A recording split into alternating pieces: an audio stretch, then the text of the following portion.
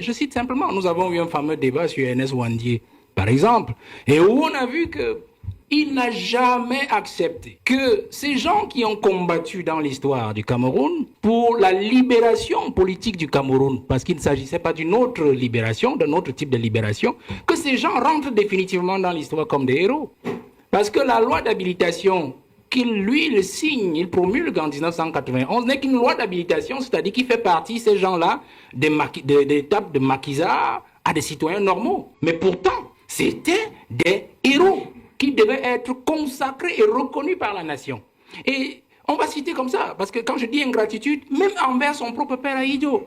Parce que quand vous regardez un monsieur que Ahidjo a adopté Paul Biya depuis 62, l'a confié à Iteki Mboumoua, l'a récupéré en 68, secrétaire général, après, bien avant ça, c'était directeur de son cabinet.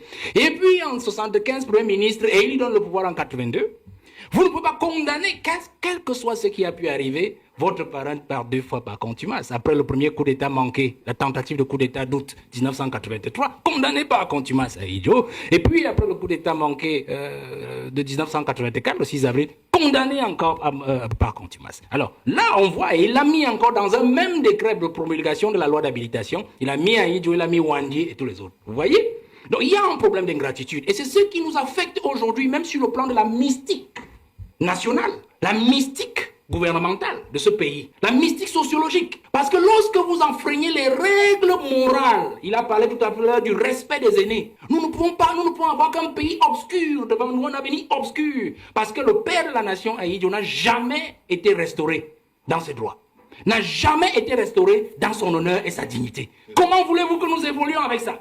Prenons, renversons même l'analyse. Si Biya maintenant venait à partir et laisser le Cameroun dans cet état où nous nous retrouvons, vous pensez que la jeunesse camerounaise lui fera honneur? Vous qui lisez les réseaux sociaux, personne ne veut entendre un traître mot positif sur Paul Biya. Parce que tous les Camerounais raisonnent en termes de souffrance. Ils regardent leur quotidien et regardent le quotidien de ceux qui gouvernent et se disent comment est-ce qu'un pays peut être bâti ainsi?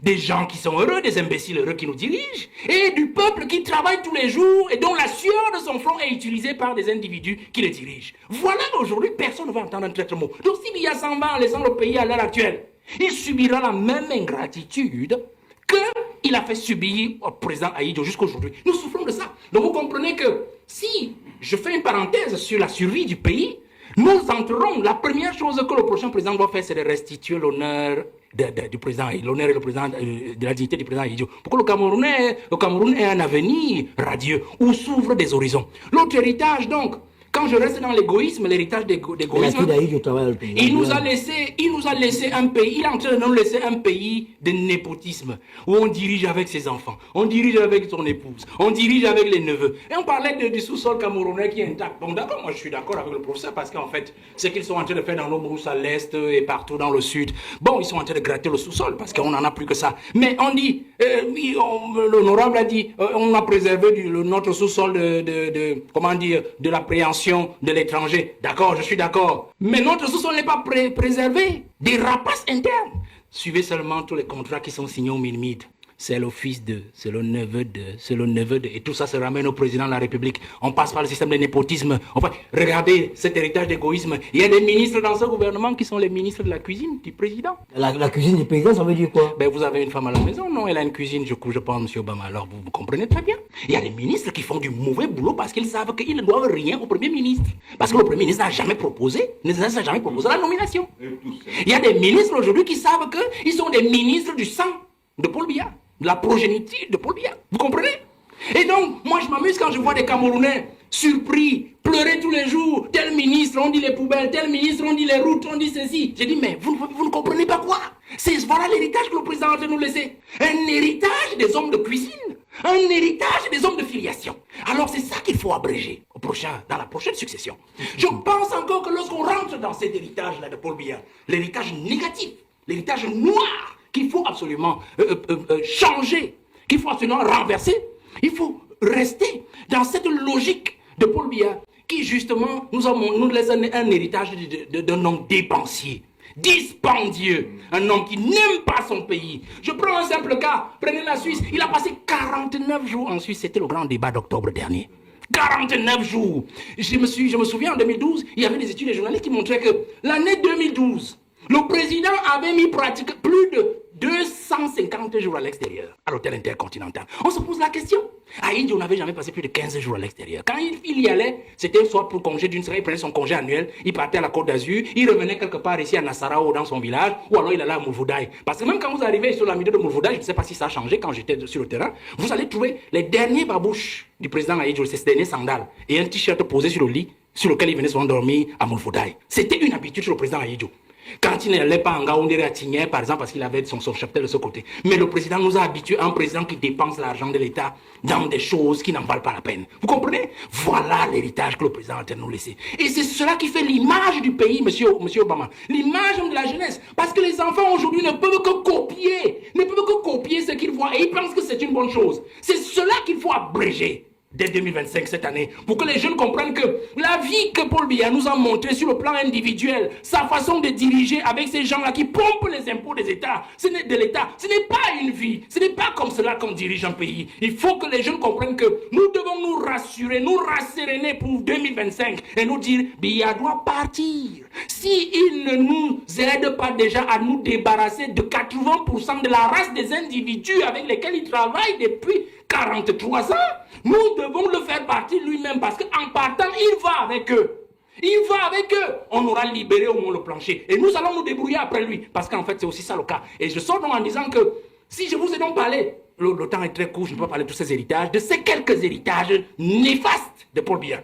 Vous comprenez que le président de 2025, là, du 5 octobre 2025, ça ne doit pas être quelqu'un qui vient en disant « j'ai un gros CV, j'ai un titre, je suis... » Il y a du travail à partir du 6 novembre 2025. Et ce travail-là doit revenir à un mécanicien de l'État. C'est-à-dire un réparateur des torts qu'a fait subir Paul Biya pendant 43 ans à ce Cameroun, à sa jeunesse et à son peuple. Donc vous comprenez que ce n'est pas une affaire de je suis. Il faut quelqu'un qui connaît l'État, qui connaît la machine, qui connaît le Cameroun et qui sait justement le moment venu où toucher pour arranger, sans pour autant renverser la machine elle-même. Merci beaucoup. Nous allons faire le bilan. Nous allons trouver un héritage, qualifier l'héritage, puisqu'il y en a toujours, qu'il soit négatif ou positif, et nous allons voir les modalités ou alors la possibilité ou les visibilités de survie c'est de cet ensemble de personnes, qui ont dirigé le pays depuis 40 ans. Voilà, dans l'ordre de gouvernance, c'est un grand ensemble de tous ceux qui ont tenu et tiennent encore des parcelles de pouvoir à tous les niveaux de la machine politico-administrative. Parce que quand on dit ordre gouvernant, il ne s'agit pas seulement de penser que c'est des hommes politiques, c'est-à-dire Paul Biya et ses ministres. C'est aussi, comme le professeur disait tout à l'heure, le magistrat qui est président de la cour d'appel, le procureur de la République, parce que c'est ça l'ordre gouvernant. Chacun tient une parcelle de pouvoir à un endroit, qui peut donc être l'administration ou qui peut alors être la machine politique pure. Et d'autres même sont des hybrides, qui sont à la fois des politiques et des administratifs. Donc l'ordre gouvernant, donc, c'est cela. Donc, je ne voudrais pas avoir la prétention de faire le bilan de l'ordre gouvernant. C'est pour ça que j'ai accepté votre sujet. Parce que je vous ai dit bien avant, quand vous m'avez invité, que moi je ne viens pas parler d'un parti politique. J'ai mon propre parti, je m'en occupe. Mais quand vous dites ordre gouvernant, c'est parce que ça concerne tous les Camerounais. C'est-à-dire que lorsque ceux qui sont au pouvoir, le parti qui est au pouvoir nomme quelqu'un, il prend une décision. Cette décision impacte même le petit Camerounais que je suis, ainsi que peut-être mes militants et les militants même des autres partis, que ce soit de l'opposition, que ce soit d'ailleurs. Donc c'est pour cela que je suis venu pour ce sujet. Donc je ne suis pas venu parler des 40 ans du parti au pouvoir.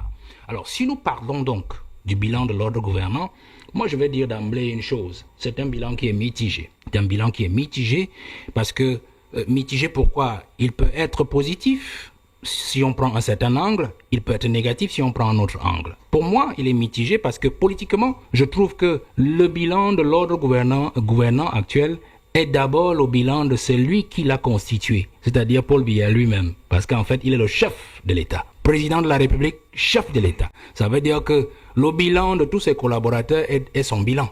Le bilan de tous ses collaborateurs est son bilan. Même si son bilan peut ne pas être celui de ses collaborateurs. Parce qu'il prend la décision en vertu de l'élection que lui a donné le peuple camerounais.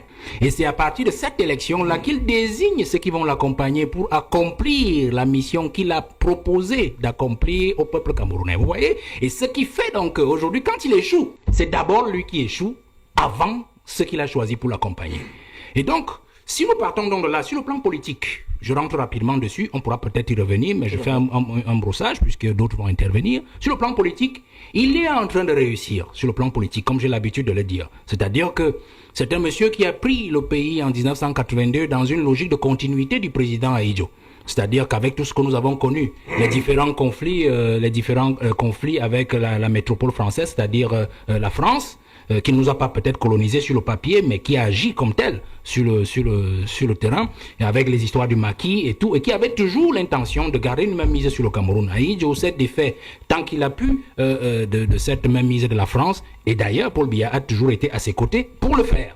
Donc, il a été dans cette logique-là. On a vu comment il a dirigé ce pays avec les grandes logiques d'ouverture politique qui lui ont été imposées, par exemple, en 1990 avec la conférence de la Baule à François Mitterrand. C'est-à-dire que multipartisme, liberté contre aide publique au développement. Alors, il a dû céder comme les autres et on a vu les événements de 1991 et 1992 et même en 1993 avec les conférences nationales avortées chez nous et tout ce qu'on a connu. Donc, on a vu ces soubresauts-là. On a donc vu sur le plan politique quelqu'un qui, au départ, s'est dit meilleur élève de la France, et moi je pense que l'élève a fini par dépasser le maître.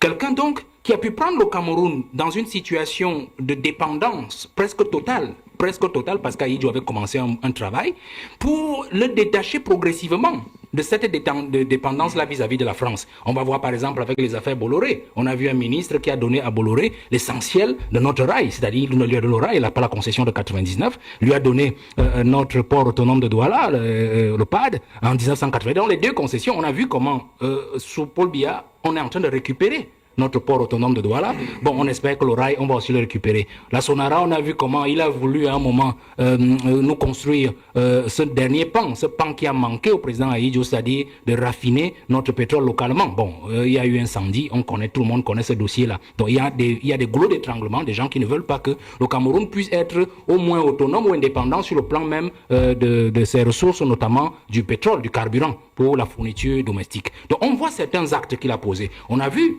un président qui est devenu pratiquement un rebelle devant le colon, c'est-à-dire le français. On a vu avec Hollande, il a dit ne Dieu pas au pouvoir qui veut, mais Dieu au pouvoir qui peut. Il faut quand même être quelqu'un pour dire cela à un président français qui est supposé représenter la métropole la plus en phase et surtout la plus brutale, impérialiste en Afrique noire subsaharienne francophone. On a vu ce qu'il a fait avec Macron le 26 juillet 2022 lors de la visite du président Macron au Cameroun avec cette affaire de je rentrerai au village et ainsi de suite. Donc nous voyons quelqu'un qui au fur et à mesure qu'il a pris de l'âge et de la hauteur a fini par se détacher politiquement de la métropole de la France à travers des actes que nous pouvons encore citer, il y en a nombreux. Mais maintenant, mitigé sur le plan économique parce que je trouve que c'est là-bas l'échec. C'est là-bas l'échec parce que Biya n'a pas suivi la donne économique qu'avait lancé le président Ahidjo. La preuve, c'est que quand Ahidjo s'en va, nous avons près de 700 sociétés publiques et parapubliques qu'Ahidjo avait créées. Et à ce jour, avec les commissions et tout ça de liquidation, de privatisation et tout, on en est resté en portefeuille très maigre parce que d'autres sociétés ont été vendues, d'autres ont connu l'introduction de la participation des pays étrangers, notamment de la France, qui en a pris totalement certaines, qui a pris des parts un peu plus exorbitantes dans certaines autres. Et donc, nous avons perdu le pied sur le plan économique. Nous voyons par exemple que l'économie a stagné entre 1986 et pratiquement l'an 2000. C'est-à-dire avant notre point d'achèvement, comment dire ça, nous avons le point d'achèvement, c'était en 2006.